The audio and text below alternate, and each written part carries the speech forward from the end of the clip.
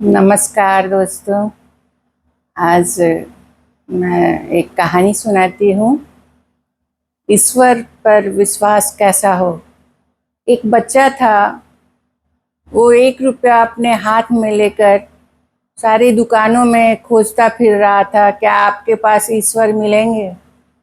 और सारे दुकान वाले उसे डांट कर भगा दे रहे थे, या कुछ ऐसे ही जाओ जाओ बोलकर भगवान खोजने आया है। तभी वो ढूंढते ढूंढते एक बूढ़े वृद्ध इंसान की दुकान पर पहुंचा, और वहां उसने कहा कि क्या आपके पास ईश्वर मिलेंगे। तो उसने कहा कि आप ईश्वर को क्यों खोज रहे हो बेटा। तो उसने कहा कि मेरी माँ बहुत बीमार है और हॉस्पिटल में है, और उसे डॉक्टर ने कहा है कि अब उसे ईश्वर ही बचा सकते हैं।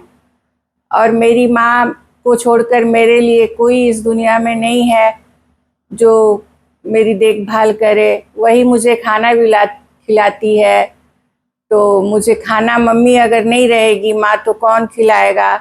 मैं कैसे रहूँगा, किसके पास रहूँगा। इसलिए मैं ईश्वर को खोज रहा हूँ, क्योंकि वही मेरे माँ को ठीक कर सकते हैं।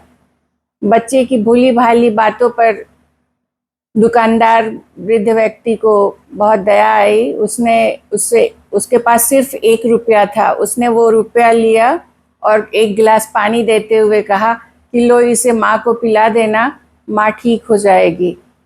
बच्चा गया, उसने माँ को पानी पिलाया। माँ का इलाज हुआ। ऑपरेशन के बाद माँ ठीक हो गई।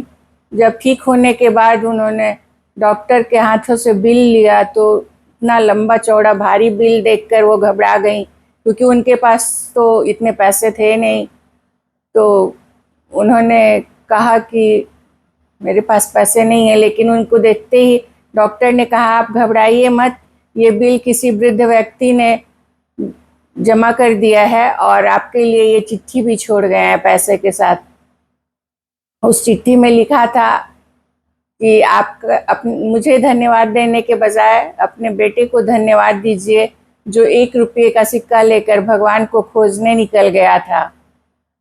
तो उसी की वजह से आज आप ठीक हैं और स्वस्थ हैं।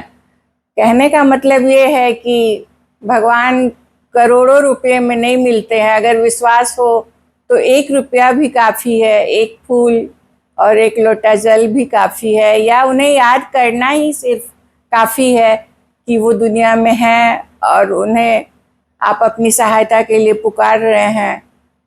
जिस तरह से भी पुकार रहे हो, जिस वजह से पुकार रहे हो, वो ज़रूर आपके पास आएंगे। अगर आपके विश्वास में ताकत है, पूरी श्रद्धा से आपने उन्हें बुलाया है, तो वो ज़रूर आएंगे।